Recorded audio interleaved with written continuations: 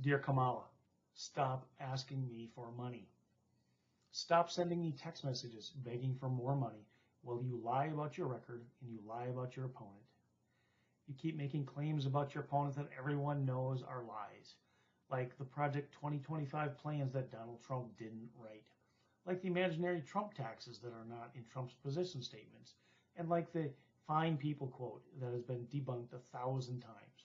But then you seem to have a very tenuous relationship with the truth anyway. Your statements are routinely and wildly untruthful. One of your current campaign ads claims that Trump wants to get rid of Social Security. This is a blatant lie. If it were true, it would be on the front page of the New York Times, and you would show video of him saying it, but you don't, because that video doesn't exist. It may as well be another P-tape. You just lied again. You can't help yourself. I can't possibly vote for someone who knowingly lies about her opponent and then lies about everything she does and everything she believes in. And I'm pretty sure you would lie about everything in the future if you became president. The difference between you and Donald Trump is that his so-called lies are almost always minor inaccuracies but are directionally correct. Your lies are not just petty lies, they are substantial and blatant departures from the truth. I can't trust you with the most important job in the world. Furthermore, you do not inspire anyone. Unlike John F. Kennedy, who inspired a nation to go to the moon, or Ronald Reagan, who talked about America as the shining city on the hill, you do not have a vision to share with America. Trump does. Trump wants to make America great again. My grandmother had a plaque on her wall. It said, "Great people talk about ideas. Ordinary people talk about things. Inferior people talk about other people." You must be inferior because you can't put two sentences together without attacking Donald Trump. You don't talk about any great vision for America. Donald Trump must be the greatest real estate businessman in the history of the world because he is living in your head rent-free. Kamala, stop forcing me to watch your ads on YouTube. I'm trying to learn a foreign language, Portuguese. And so I am watching a lot of videos on YouTube. Every video I watch is interrupted by your campaign ads. Because of my profession, I know YouTube advertising isn't cheap. So you must be doing okay. Stop asking me for money. Stop asking me for money because I've already been bled dry. We had to relocate in 2022 and we bought a new house. Under your administration, we have substantially higher interest rates on mortgages, and our new mortgage costs us almost $2,000 a month more than our last one for a very similar house. Mortgage interest rates started rising immediately after the 2020 election results were known, and under your administration, mortgage rates are up 127%. 127%. The national average this week is 6.32% compared to 2.78% on November 5th, 2020. That's a difference of 3.54%. Or, if you do the math, it's a 127% increase in percentage terms. And now you want to give first-time home buyers $25,000 to buy new houses, which clearly shows, again, that you failed Economics 101. This plan is another example of unintended consequences, something Democrats never think about and never see coming. This plan will hurt everyone, most of all the people you say you want to help. This will raise home prices across the board, and that means it will raise monthly mortgage payments even more for the people who can afford it the least, those naive first-time home buyers. I know you're not an economist, but can you honestly be this stupid? If you really want to help people, lower interest rates and eliminate stupid regulations that make it impossible to build affordable homes. I cringe when I see you talking about helping the middle class in your ads because I've followed you for many years. And until now, I've never heard you say anything about helping the middle class. You say you want to help the middle class, but once again, your actions show the exact opposite.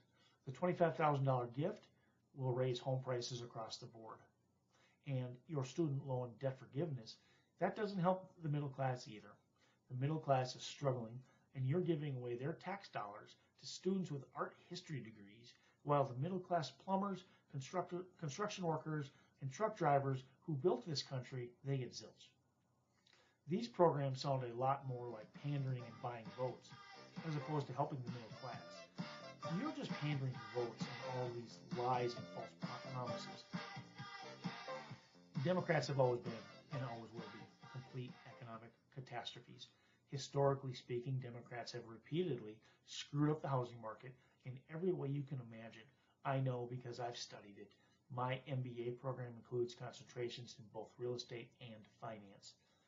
So I'm sure your socialist, communist economic values were shaped by your father, who was a Marxist economics professor at Stanford University. But your values do not mesh with American values. America is the land of the free, the land of opportunity. It's not the land of government controls on everything. We don't want the government telling us that we are required to buy electric cars that we can't afford, but you support this. We don't want the government telling us that we can't use gas stoves, but you supported that too. We don't want the government requiring us to support all these Green New Deal policies because, quite frankly, we can't afford most of it because the technology isn't mature enough. Besides that, our electrical grid cannot support it without blacking out. All of these requirements place expensive burdens on the middle class, so your actions are the opposite of your statements. Increasing utility costs disproportionately impacts the lower and middle classes. This personal war you have against the fossil fuel industry isn't helping anyone. It just makes everything we need to live more expensive, and it costs thousands of American jobs. And then you supported importing dirty gas and oil. You are completely illogical. You have always been against fracking, which is an economical way to extract domestic underground resources. When you became a candidate for president, you suddenly saw the wisdom in fracking and changed your tune. No, you're just lying. Again. So stop asking me for money because I can't afford to give any more. Our grocery bill is through the roof. We spend 26% more on food right now under your administration than we did when Trump was president, and we don't eat out nearly as often. I'm not made out of money, and thanks to your administration's policies, it got seriously worse since President Trump left office. Gas prices started rising dramatically as soon as the election results were known, and under your administration, gas is up exactly 50%. The national average gas price this week is $3.21, compared to $2.14 on November 5th, 2020. So stop asking me for money, because I feel like I've given enough. We've given billions of our tax dollars to Ukraine for a war that you couldn't prevent nor end. $175 billion to be exact. That's what Congress has appropriated for Ukraine.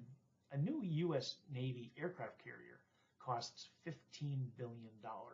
We could have bought a whole new freaking fleet, 11 of them by now. Your foreign policy results are the absolute worst in American history. I know because I have a college degree in political science, and I've studied international politics extensively for 40 years.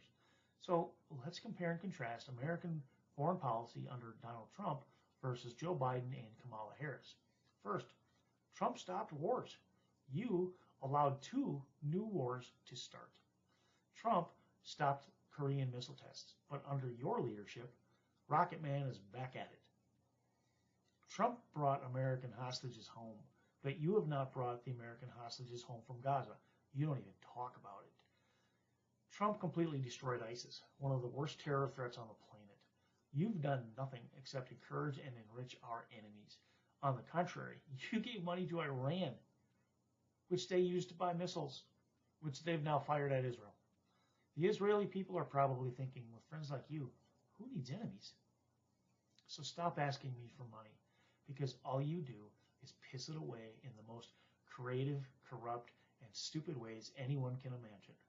We've given billions of our tax dollars to illegal aliens, and for our trouble, they bring in drugs to kill us, criminals to rape and kill our daughters, Mexican and Venezuelan gangbangers who violate our laws and terrorize our citizens, and seize control of our apartment complexes.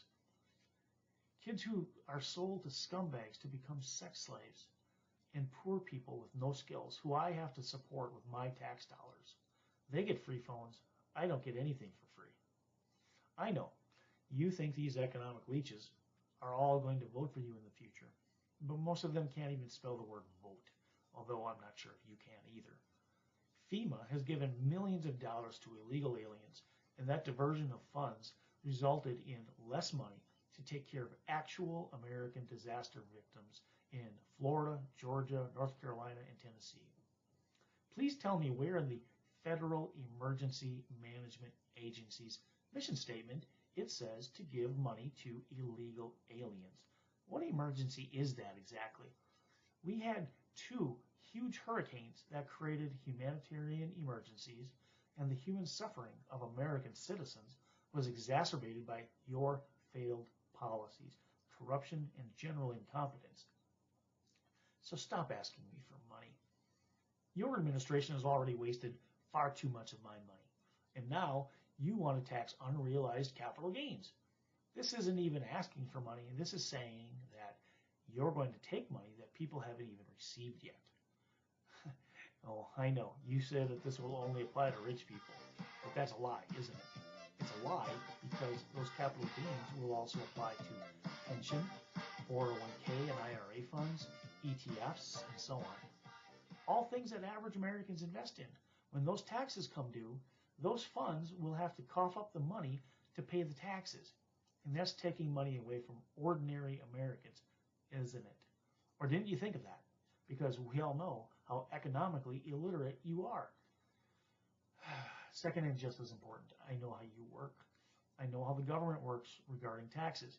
Once a concept becomes law or policy, it's impossible to get rid of. It's seen as the golden goose from now on. So you say it's only going to impact rich people, but your definition of rich will change over time. Every couple of years, the threshold will be reduced, and ultimately, even kids who buy 10 shares of something will have to pay capital gains taxes. It never ends. So stop asking me for money because I can't afford you. Kamala, you're like the girl I took to homecoming. You are high maintenance. You are too expensive. And honestly, I didn't really like you that much anyway. But as it turns out, you're fucking nuts. And every time I hear you speak, I walk away with the same impression. You are completely fucking stupid. You are tone deaf. You lack common sense. You have no understanding of basic economics, nor foreign policy, nor military strategy or operations. You are not fit to be commander-in-chief. I'm a former U.S. Army Airborne Infantry officer. I can't even imagine reporting directly to you or indirectly to you. It's the scariest idea that I have. I know you want to be president so badly you can taste it. But you want it for your own personal glory, not because you give a shit about the United States, nor the Constitution that protects our freedoms. You are on record, on video, stating that you want to curb our First and Second Amendment rights. You supported the various trials against Trump, which violated his Fifth and 14th Amendment rights and due process. You are on record as wanting to pack the Supreme Court, which is a violation of the separation of powers and politicizes the best branch of government that we have. God only knows what else you want to do. So don't tell me that Trump is a threat to democracy. You are the threat to democracy. I believe nothing that you say because your campaign trail promises are empty and hollow.